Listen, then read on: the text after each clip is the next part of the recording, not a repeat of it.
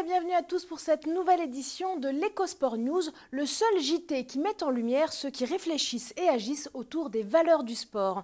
Et on commence tout de suite avec le salon de l'étudiant, spécial parents, qui se tenait ce week-end à Paris, et une conférence de l'UNSS autour du thème « Accompagner la scolarité de son enfant » grâce à l'association sportive. Et c'est Claire Kiefer-Schwarzrock, membre du comité Génération 2024, qui l'animait avec des témoignages forts de parents de licenciés au sport scolaire pour un partage d'expériences. À noter la présence de l'international de basket Eric Mikou sur le salon et de l'arbitre international UNSS et FFF Mohamed Bounoua. Et je vous rappelle quand même que l'UNSS, c'est plus d'1,05 million licenciés dans toute la France. Et puis de la réflexion à la formation, il n'y a qu'un pas qu'on franchit immédiatement pour évoquer ensemble la journée du 5 octobre qui a vu se réunir plus de 200 participants à la Maison régionale des sports de Lorraine pour se former à l'arbitrage et s'informer sur l'engagement associatif autour du thème « Être un citoyen sportif et responsable à l'UNSS en 2016-2017 ». On poursuit avec la course de la diversité dont nous parlions dans notre dernière édition, un événement organisé par la Fédération française du sport d'entreprise qui permet de porter des valeurs fortes sur le terrain du sport et qui sont partagées par de grands groupes à l'image de Veolia. Justement, c'était la une du magazine d'été de la FFSE. Antoine Frérot parle du lien qui unit et transcende pour cet événement et de l'engagement du groupe dans le sport d'entreprise et auprès bien évidemment de la FFSE. À noter que 10% des salariés Veolia pratiquent un sport dans un club ou dans une association. Et dans l'entretien de plusieurs pages qui lui est consacré, le PDG de Veolia explique ce qui rassemble les employés au-delà de leur travail dans l'organisation. C'est évidemment le plaisir de partager un moment collectif autour d'une passion commune, le sport. Veolia a été par ailleurs l'entreprise la plus médaillée à l'occasion de la 7e édition des Jeux mondiaux du sport d'entreprise. C'était à Palma de Majorque. Revenons maintenant sur un événement qui se tenait il y a quelques semaines à Bruxelles, coordonné par la Maison du Sport et auquel le think tank européen Sport et Citoyenneté était partie prenante. C'est la conférence Sport et Migration et c'est le focus de la semaine. Je vous le disais à l'instant, notre focus est donc dédié à cette conférence qui se tenait à Bruxelles et qui a eu lieu à l'initiative de la Maison du Sport et de Sport et Citoyenneté, qui est d'ailleurs membre de la Maison du Sport. On en parle avec mon invité du jour, c'est Maxime Leblanc, responsable des affaires européennes chez Sport et Citoyenneté. Merci Maxime d'être avec nous. Bonjour. Alors parlez-moi un petit peu de cette organisation Sport et Migration, une conférence qu'on n'attendait pas forcément de votre part. Écoutez, Sport et Citoyenneté, c'est avant tout défendre les valeurs du sport et l'impact sociétal du sport. Aujourd'hui, l'Europe se retrouve confrontée à la plus grande vague migratoire de son histoire et il fallait réfléchir à la contribution du sport et en particulier du football à ces grands challenges européens. Donc on a réuni à Bruxelles effectivement début septembre un certain nombre d'organisations qui ont des choses à dire sur ce sujet. Alors je le disais en début de JT, là on parle ici de ceux qui allient la réflexion et l'action.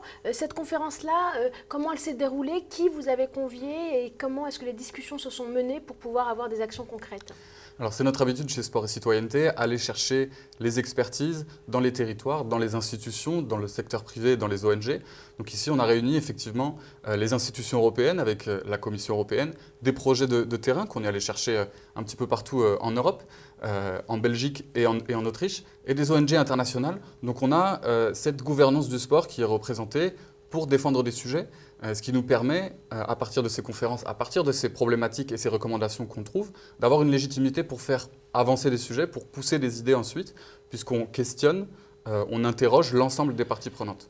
On va revenir sur la thématique forte de cette conférence. On a dit sport et migration bien sûr, mais à travers un outil que vous avez choisi, le sport, en l'occurrence le football. Comment est-ce que vous avez comment vous avez décidé de parler de cette discipline et pourquoi avoir choisi ce sport de masse? Alors évidemment, le football, c'est le langage, c'est l'outil le plus efficace pour toucher un maximum d'organisations, un maximum de personnes. Aujourd'hui, l'Union européenne est passée un petit peu à côté d'une position qui consisterait à aider le sport pour accueillir les migrants. Les mairies, les autorités locales aujourd'hui qui reçoivent les migrants sur leur territoire ne doivent pas oublier que dans leur parcours d'intégration, il faut de l'éducation pour les enfants, il faut de l'emploi pour les parents, il faut un accès à un certain nombre de droits fondamentaux et de ressources de base, mais il faut également penser à leur parcours d'intégration à travers le sport. Aujourd'hui, c'est quelque chose qui n'est pas vraiment fait. On a quelques petits exemples, quelques petites bonnes pratiques à droite à gauche. L'idée, ici, c'est d'utiliser le football pour généraliser cette approche de l'intégration des migrants par le sport. Alors c'est un chantier que vous ouvrez, c'est un défi que vous lancez aussi à l'Europe. Quels sont les premiers échos de cet événement? Alors, l'événement en lui-même a été très positif, un public très attentif et qui est venu en nombre. Encore une fois, l'idée c'est d'aller chercher ces bonnes pratiques qui existent sur le terrain, d'en tirer les facteurs de succès et de pouvoir transformer ça en recommandations politiques auprès des institutions européennes. C'est quelque chose qui est difficile dans le sport puisque l'Union européenne n'a pas de pouvoir d'imposer auprès des États membres. Elle a mis en place un certain nombre de structures de dialogue auxquelles Sport et Citoyenneté participe à Bruxelles. Et on amène régulièrement ces sujets. Vous savez, aujourd'hui, on parle beaucoup de médias, on parle beaucoup de droits télé, on parle beaucoup de grands événements sportifs. On essaye de rééquilibrer un petit peu ces thématiques-là en amenant des thématiques citoyennes et sociétales. C'est pour ça que vous avez toute votre place dans cette EcoSport News, puisque c'est notre particularité. Et avant de nous quitter, peut-être, on parlait du sport et des migrations. Les prochains défis, les prochains grands rendez-vous qu'on peut attendre, notamment autour de la réflexion avant de mener les actions de terrain? Alors aujourd'hui, le Parlement européen se prépare à publier un nouveau rapport sur le sport. Il veut affiner un petit peu sa doctrine sur le secteur. C'est quelque chose d'assez large, ce rapport, qui va toucher les questions de santé, les questions de bénévolat, d'éducation, de gouvernance du sport. Donc on est aujourd'hui en plein dedans. On court, si je puis dire, après ces députés européens pour essayer de leur expliquer qu'il ne faut pas oublier aussi ces sujets de l'intégration, de la citoyenneté, de la santé, de l'éducation. Est-ce que la France est bonne élève puisque vous êtes un petit peu les ambassadeurs en Europe?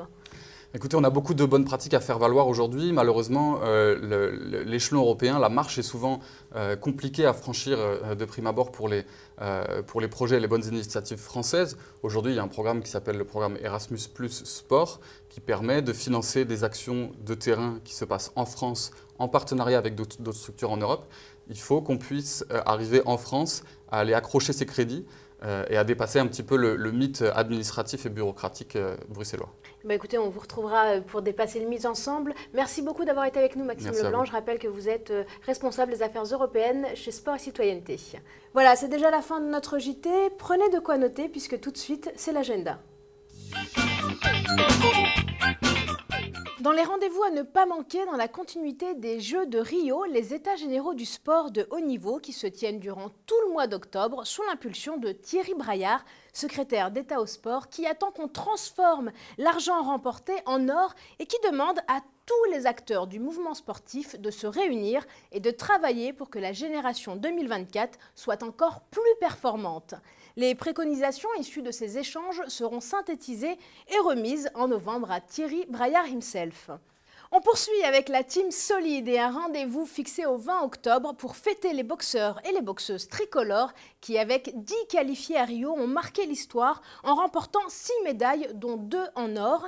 La fête aura lieu sur une péniche à l'initiative de la Fédération française de boxe et en présence de toute l'équipe de France olympique.